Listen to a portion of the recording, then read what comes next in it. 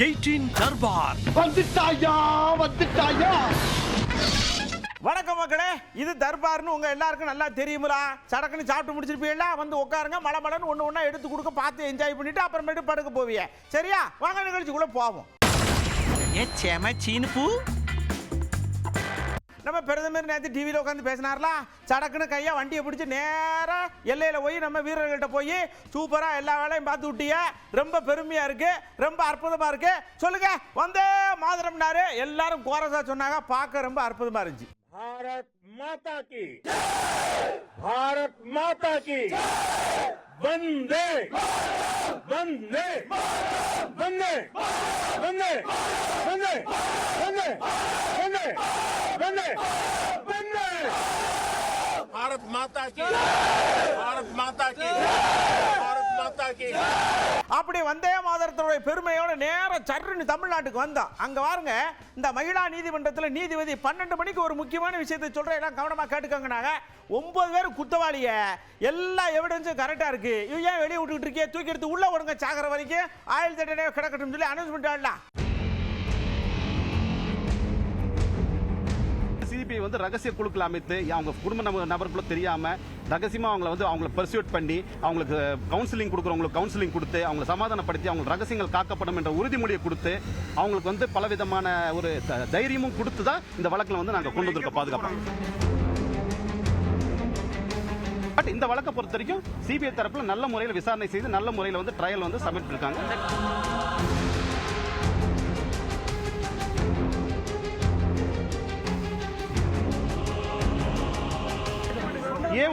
ஏ1 சபரிராஜன் அவருக்கு மொத்தம் 4 ஆயுள் தண்டனைகள், 4 பெண்களை பார்த்தா 4 கவுண்ட், அவருக்கு 4 ஆயுள் தண்டனைகள். எதிரி 2 திருநாவுக்கரசுக்கு 5 ஆயுள் தண்டனைகள். எதிரி 3 சதீஷுக்கு 3 ஆயுள் தண்டனைகள். எதிரி 4 வசந்தகுமாருக்கு 2 ஆயுள் தண்டனை. எதிரி 5 மணி என்கிற மணிவண்ணனுக்கு 5 ஆயுள் தண்டனை.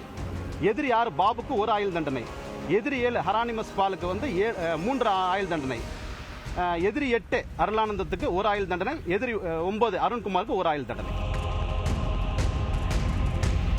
மொத்தமா பாதிக்கப்பட்ட பெண்கள் 85 லட்சம் ரூபாய் நீதிமன்றம் காம்பன்சேஷன் அவார்ட் பண்ணியிருக்காங்க. இந்த தீர்ப்பு சூப்பரான இருக்கு, இந்த தீர்ப்பை தான் எதிர்பார்த்தோம் அப்படின்னு ஒவ்வொரு தலைவர்களும் வரவேற்று அந்த தீர்ப்புக்கு ஆதரவா பேசியிருக்காங்க. பாலியல் கூட்டு வன்புணர்வு என்பது இனி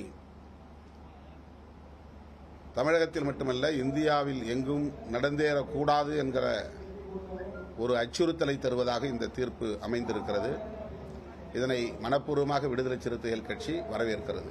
நாங்கள் ஆட்சிக்கு வந்தவுடன் நிச்சயமாக பாதிக்கப்பட்ட பெண்களுக்கு ஒரு நியாயம் கிடைக்கும் என்று உறுதியளித்தார்கள். இன்று அந்த வாக்குறுதியை நிறைவேற்றி தந்திருக்கக்கூடிய நாளாக இந்த நாளை நான் பார்க்கிறேன்.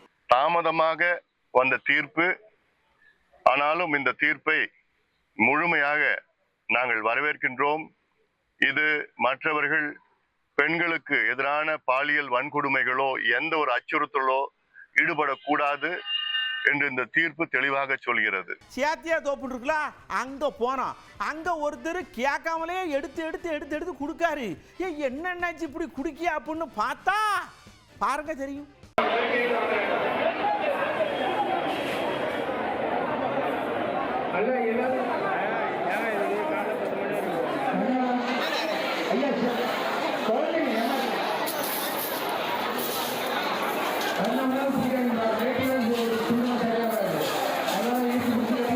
இந்தோனேசியா அரசு சொல்லிருச்சு வேலை வாய்ப்பு இல்லை, ஒன்றும் பண்ண முடியலன்னு. படித்த பசங்க படிக்காத ஆளுக எல்லாம் வேலை தேடி அலைதாக, உடம்புல சிலுவர் பெயிண்ட பூசிக்கிட்டு வித்த மாதிரி காட்டி யாசகம் வாங்குதாக.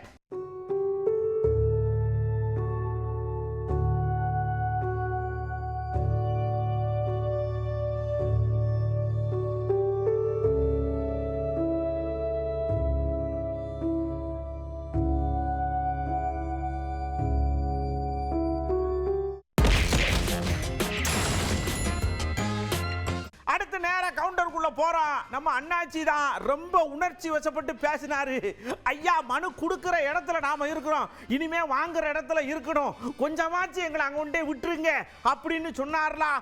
பத்திரமா எந்த பிரச்சனை இல்லாம அமைதியான முறையில் நீங்க போங்க. நான் மற்ற தலைவர்கள் போன்று கிடையாது. நீ அத்துமீறு அது செய் இதை செய்யல நான் சொல்ல மாட்டேன். நீ அமைதியா இரு, படிச்சு வேலைக்கு போய் உன் குடும்பத்தை காப்பாத்த, அப்புறம் கட்சிக்கு வா. இதான் என்னுடைய நோக்கம். என்ன, என் தம்பியோ தங்கையோ ஒரு வழக்கு கூட நீ வாங்கக்கூடாது.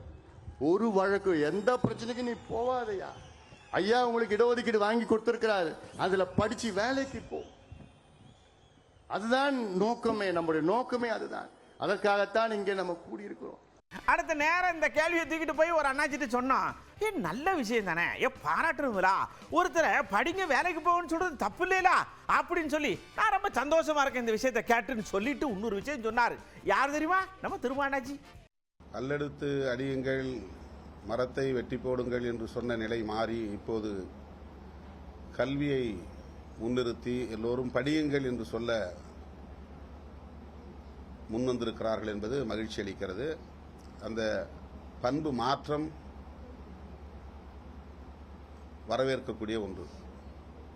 விடுதலை சிறுத்தைகள் கட்சி அடங்கமறு, அத்துமீறு, திமிரி எழு, திருப்பி அடி என்று சொல்லியிருக்கிற முழக்கம் சாதி அடிப்படையில் சொல்லப்பட்ட முழக்கம் அல்ல.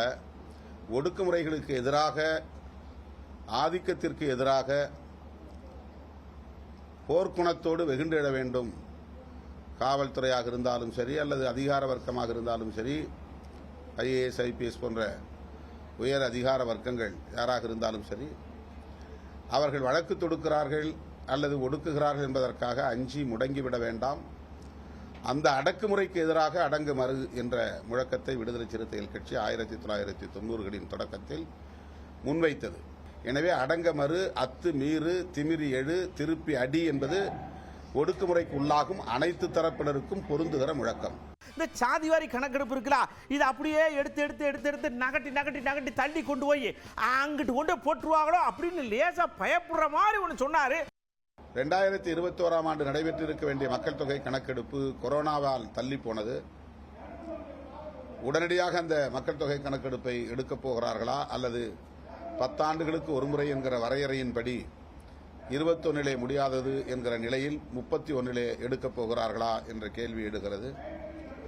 2031 மக்கள் தொகை கணக்கெடுப்பு நடத்துகிற போது பாஜக ஆட்சியில் இருக்குமா என்கிற கேள்வியும் எழுகிறது. 2029 அவர்களின் ஆட்சி காலம், இந்த 5 ஆண்டு காலம் நிறைவடைய இருக்கிறது.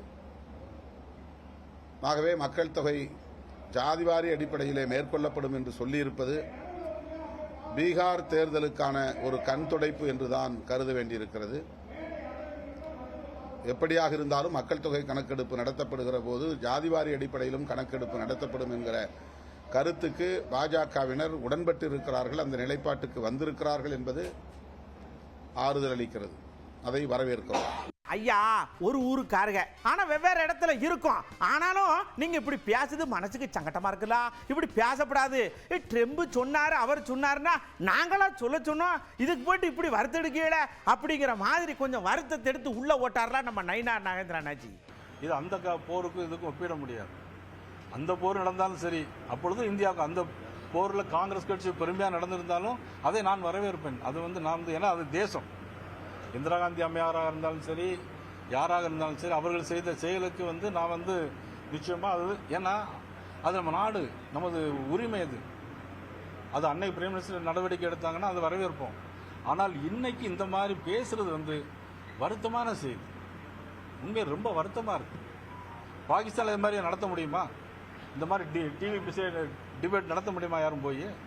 அப்புறம் பாருங்க, நம்ம அக்கா வந்தாங்க, ஒரு கொஞ்ச நாள் ஆளை காணும், எங்கிட்ட போயிருந்தாங்க, எனக்கு ஒரு டூருக்கு போயிருப்பாங்க. அவங்களுக்கு வந்த உடனே நீதிமன்ற தீர்ப்பு, மற்ற விஷய நடவடிக்கை எல்லாம் ஓகே, இருந்தாலும் ஒரு விஷயம் பாதிப்பானதுக்கு அப்புறம் வரக்கூடிய விஷயம் அவ்வளவு சரியில்லை, அதை முன்னாடியே தடுக்கணும் இல்ல, வெள்ளம் வரும்னா அணை கட்டணும் இல்ல அப்படின்னு அக்கா ஒரு ஐடியாவை எடுத்து போட்டிருக்காங்க. என்ன ஆகுதுன்னு பார்ப்போம். நம்ம ஏதாவது தப்பு செஞ்சுட்டு அதை அழிச்சிடலாம் அப்படின்ற ஒரு சூழ்நிலை இனிமேல் இருக்காது. அதே மாதிரி யாரும் துணிச்சலா சாட்சி சொல்ல மாட்டாங்க அப்படின்ற ஒரு நிலையும் இருக்காது. இது எல்லாம் வருங்காலத்தில் குற்றம் செய்ய நினைப்பவர்களுக்கு ஒரு மிகப்பெரிய பாடமாக இருக்கிறது. ஆனால் இது மட்டுமே போதாது, இன்னும் விஜிலண்டா இருக்கணும். ஆக எல்லா விதத்திலும் குற்றம் செய்ய ஆரம்பம், குற்றங்கள், பாலியல் சீண்டல்கள், மிரட்டல்கள் இதெல்லாம் ஆரம்பிக்கின்ற காலத்திலேயே தடுக்கக்கூடிய ஒரு சூழ்நிலை நமக்கு ஏற்பட வேண்டும். இவ்வளவு பெண்கள் பாதிக்கப்பட்டு இவ்வளவு பெண்கள் சீரழிக்கப்பட்டு விட்டு அதற்கு பின்பு நியாயம் கிடைப்பதை நாம் எப்படி ஒத்துக்கொள்ள முடியும்? இந்த சமுதாயத்தில் இவ்வளவு அரசியல் அமைப்பு வளர்ந்த பின்பு, இவ்வளவு சூழ்நிலைகள் வளர்ந்த பின்பு, தொழில்நுட்பம் வளர்ந்த பின்பு முளையிலேயே கிள்ளுகின்ற ஒரு தொழில்நுட்பமோ அரசாங்கமோ இல்லை என்றால் அமைப்போ சட்ட வல்லுநமோ சட்ட விதியோ இருக்கணும்ன்றது எனது தாழ்மையான கருத்து. தண்டனைகள் கடுமையாகப்படணுமா? ஒரு குற்றத்துக்கு எந்த மாதிரி தண்டனை கொடுத்தா அதை திருப்பி செய்யறதுக்கு பயப்படுவாங்க அப்படிங்கறத உங்க மனசுல பட்டதெல்லாம் மடைய திறந்து விட்ட வெள்ளம் போல மடக்கு மடக்கு மடக்குன்னு சொல்லுங்கன்னு சொன்னா சொல்லியிருக்காங்க. இந்த வழக்கு வந்து இந்தியா முழுக்க இருக்க அத்தனை வழக்குகளுக்கும் ஒரு உதாரணமா இருக்கும்னு நான் நம்புறேன். இது ஒரு மிக சிறந்த தீர்ப்பு. இது இவ்வளவு நாள் லேட் பண்ணிருக்கவே கூடாது. நீங்க வந்து ஆயுள் தண்டனை கொடுக்கறதுனால ஒண்ணுமே கிடையாது. அவங்களுக்கு 1 வருஷம் 2 வருஷம் கொடுத்தாலும் ஆகாது. உண்மையிலேயே என்கவுண்டர்ல போட்டு தரணும். எங்களை மாதிரி அப்பதான் வெளியே போக முடியும். நாங்க வந்து எங்க போனா கூட அவங்க விடக்கூடாது. ஒரு பச்சை குழந்தை நம்ம குழந்தை மாதிரி பார்க்காம இந்த குழந்தைங்களுக்கு பாலிய வளம் செய்யறவங்களுக்கு சும்மா விடவே கூடாதுங்க. வாழ்க்கையே அவ்வளவுதான் அப்படிங்கிற ஒரு பயம் வரணும் அந்த பையனுக்கு. அது வந்துருச்சுன்னா எல்லாரும் தப்பு பண்ண கொஞ்சம் பயப்படுவாங்க. லேடிஸ் வந்து அவேர்னஸோட இருக்கணும். எந்த ஜென்ஸையும் வந்து அவ்வளோ ஈஸியாக நம்பிடக்கூடாது. ஒரு இடத்துல ஒரு பொண்ணுக்கு இந்த மாதிரி கஷ்டம் நடக்குதுன்னா, ஒரு பொண்ணு போய் கேட்கறதுக்கு முன்னாடி ஒரு சக ஆண் போய் கேள்வி கேட்டான்னா அந்த இடத்துல அந்த குற்றம் நடக்காது. பெண்கள் வந்து ஏதாவது தவறு நடந்தா ஒன்று பெற்றவங்க கிட்டேயோ கூட பிறந்தவங்க கிட்டேயோ இல்லை தன்னோட நண்பர்கள்கிட்டயோ யார்கிட்டயோ ஒருத்தவங்க கிட்ட பகிர்ந்து அந்த தப்பை வந்து நம்ம வந்து அதுல இருந்து தப்பிக்கிறதுக்கு என்ன வழியோ அதை முயற்சி பண்ணணும். வெளியில நம்ம பொது வாழ்க்கையில வரும்போது அடுத்த பெண்களை பார்க்கும்போது நமக்கு ஒரு சகோதரத்துவம் தான் வரணுமே தவிர்த்து அவங்கள ஒரு காழ்ப்புணர்ச்சியோட பார்க்குற பார்வை இருக்கக்கூடாது. யாரெல்லாம் வந்து இந்த அபியூஸ் பற்றி தெரிஞ்சுக்கணும்னு நினைக்கிறோமோ அவங்களுக்கு எல்லாத்துக்குமே இந்த மாதிரி அவேர்னஸ் ப்ரோக்ராம்ஸ் நிறைய கொடுத்து அவங்களுக்கு இதனால் அபியூஸ் பண்ணால் நம்ம என்ன மாதிரி கம்ப்ளைண்ட்ஸ் கொடுக்கலாம், எப்படியெல்லாம் நம்ம அதுலேருந்து மீண்டு வரலாம் அப்படிங்கிற அவேர்னஸ் கண்டிப்பாக நம்ம வந்து கொடுக்க வேண்டிய சூழ்நிலை இருக்கிறோம். பாதிக்கப்பட்ட பெண்கள் காவல்துறையில் புகார் கொடுத்தா அது உடனடியாக காவல்துறை நடவடிக்கை எடுக்கணும். அப்படி எடுத்தாங்கன்னா பெண்களுக்கு எதிரான நடக்கக்கூடிய குற்றங்கள் குறையும். அடுத்து நம்ம இளையராஜா ஆட்சி வந்தாங்க. தம்பிகளா, நாட்டு நலன் கருதி நம்ம நிகழ்ச்சியை கொஞ்சம் அப்படி தள்ளி வச்சிருந்தா அதை இப்ப ஜூன் 7ஆம் தேதிக்கு மாற்றி வச்சிருக்கிறோம். எல்லாரும் அவசியம் வந்துருங்க அப்படின்னு அழைப்பு கொடுத்திருக்காங்க. வருகின்ற மே 17ஆம் தேதி கோவையில் நடைபெற இருந்த என்னுடைய இசை நிகழ்ச்சி தவிர்க்க முடியாத காரணங்களால் ஜூன் 7ஆம் தேதி மாற்றி வைக்கப்பட்டிருக்கிறது என்பதை தெரிவித்துக் கொள்கிறேன். ஏன் இந்த மாற்றம் என்று நீங்கள் கேட்கலாம். உங்களுக்கே நன்றாக தெரியும், நாட்டினுடைய ஒரு பதட்டமான சூழ்நிலையில் நமது இசை நிகழ்ச்சி வைத்தால் நன்றாக இருக்காது என்று இதை மாற்றி ஜூன் 7ஆம் தேதி வைத்திருக்கிறோம்.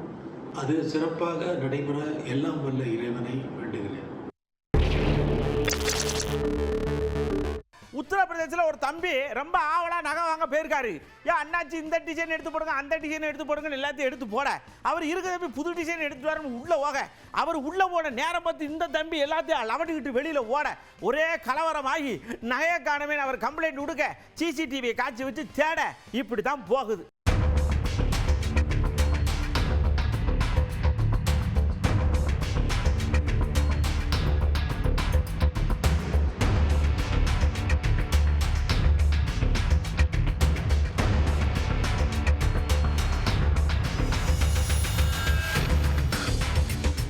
ஜார்க்கண்ட்ல இப்படித்தான் ஒருத்தர் தெருவில் நின்று செல்போனை நோண்டிட்டு இருக்காரு.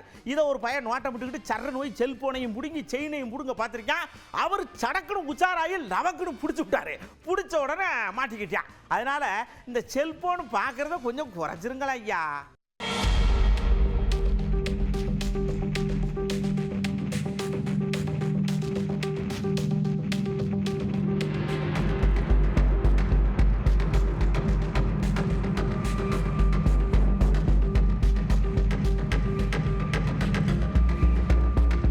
தர்மபுரியில் ஒரு தம்பி போயிட்டு இருந்திருக்கான். சடக்குன்னு 2 நாய் வந்து அவன்கிட்ட குசல விசாரிக்க மாதிரி கடிக்க வந்திருக்க ஒரு அம்மாவே காப்பாற்றி விட்டுருச்சு. இருந்தாலும் இந்த புள்ளக்காடுக்கு போகும்போது நாயிட்ட இருந்து தப்பிக்கிறது எப்படின்னு கண்டிஷனை டியூஷன் எடுக்கணுங்க.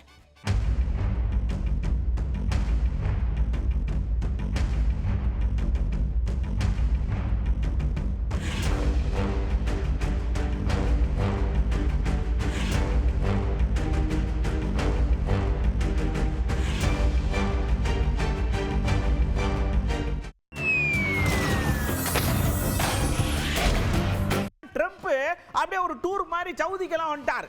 அவர் வர்றாருன்னு சொன்ன உடனே நம்ம மோடியையே வரவேற்றாங்கல்ல, வானத்திலேயே ஏரோப்ளேன் வச்சு, அதே மாதிரி ட்ரம்ப்பையும் வரவேற்றிருக்காங்க.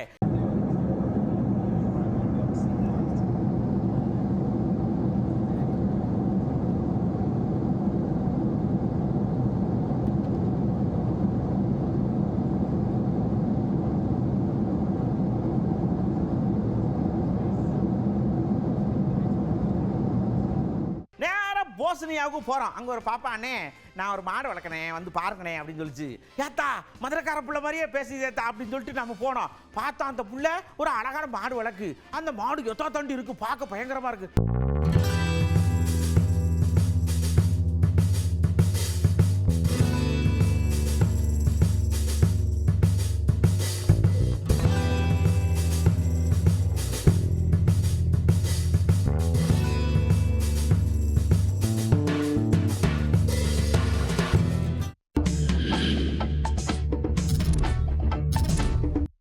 உலகத்தில் எது எது எங்கே இருந்தாலும் இந்த ரேஸில் இருக்கிற சொர்க்கம் வேற எங்கேயும் கிடையாதுன்னு புதுக்கோட்டையில் கூட்டு போனாங்க. ரேக்லா ரேஸ் பார்த்தீங்களா, சட்டக்கு சட்டக்கு சட்டக்குன்னு.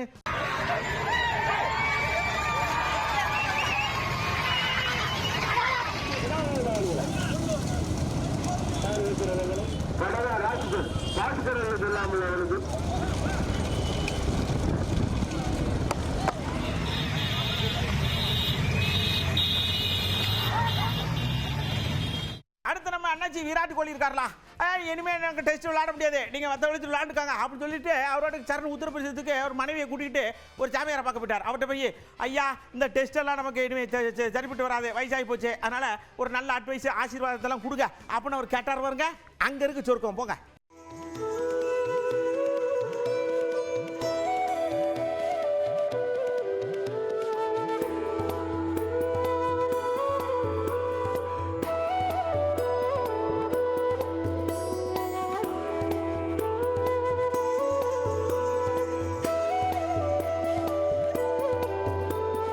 மக்களே, நம்ம தர்பாரில் வந்த எல்லா விஷயங்களும் கண்டிப்பாக பிடிச்சிருக்கிறா?